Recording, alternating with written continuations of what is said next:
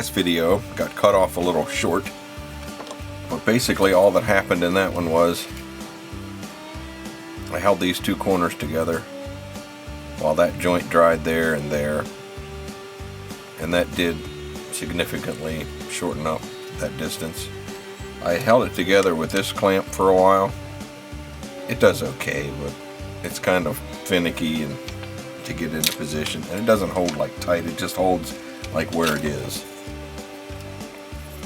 If that makes any sense.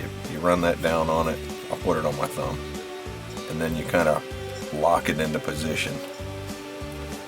It's snug, but not tight. Okay, so like I said, I glued that closer together. You saw in the last video where I cut that section out, and I also filed a hair a little bit on those corners, and now it fits in there enough that we can work with it.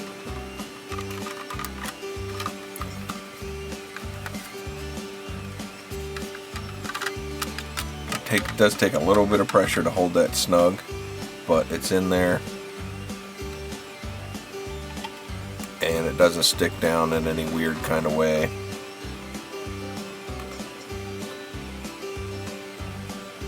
So the next thing I'm going to do is I'm going to paint the inside of this glass the same color of blue, because I can see quite a bit of it when I look in it like that. So I'll paint that, and then I've got to touch up these white spots, or these glue spots with white, and install the dashboard. I also have to paint some detail on the steering wheel. According to my research, it's supposed to be, this part is supposed to be silver, and I believe that centerpiece I'm going to paint silver as well.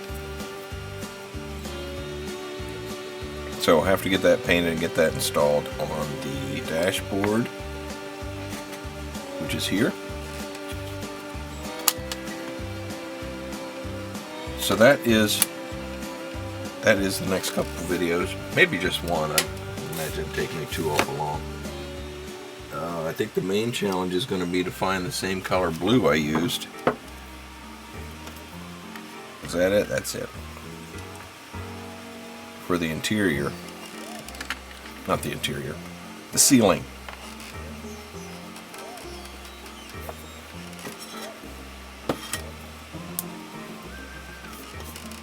This is just a white tile from Lowe's or Home Depot. Who knows where I got it? Neither one of them's a sponsor. So anyhow, it's my new palette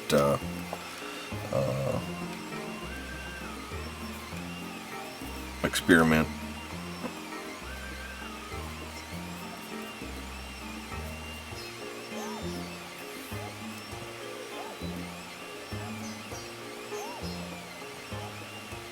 I don't need to get too close to the edges, nor does it need to be a fantastic paint job.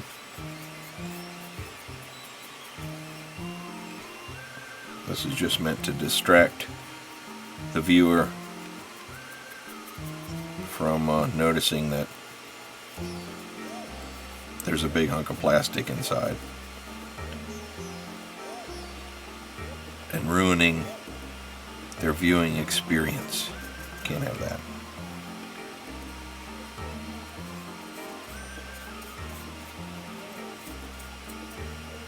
There's a big hunk of plastic sticking up that I never dealt with.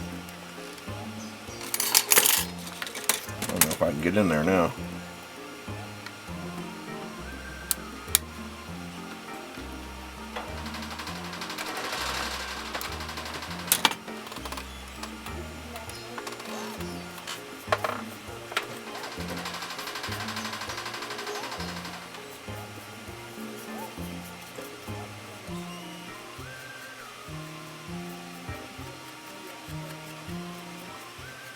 This brush is a Raphael Kalinsky Sable.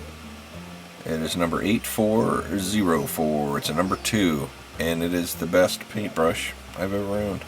It's lasted forever since it's natural fibered or natural hair. It hasn't gone curly on the tip on me.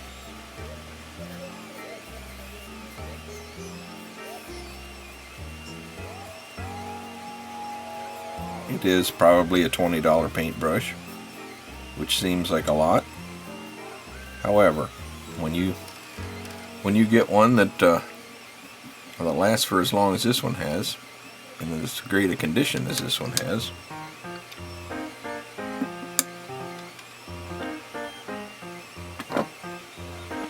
you'll appreciate it and think it's well worth the money. Okay, I'll paint the touch up that roll bar, and then we'll get to working on that steering wheel.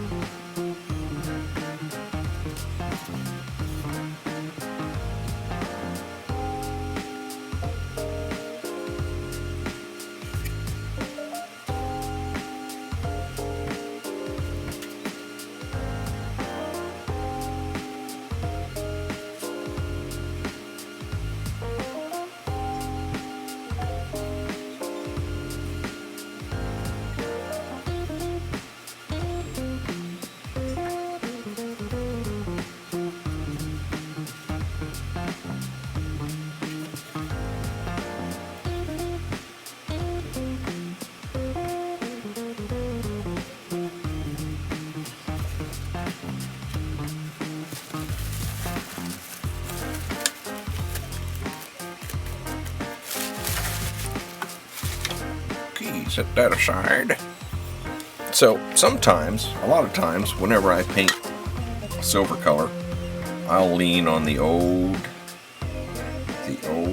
enamel testers. I like the way it covers. It seems to cover better than acrylics.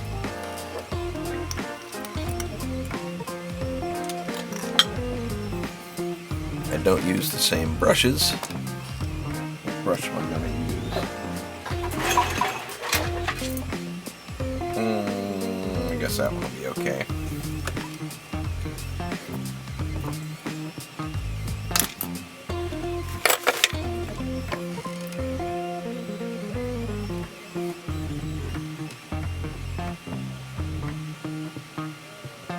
This is probably the only enamel I use anymore. I've completely switched to acrylics. And I could use acrylic for this if I wanted to. It would be fine, but old school testers just seems to have just the right look that I'm after for some things.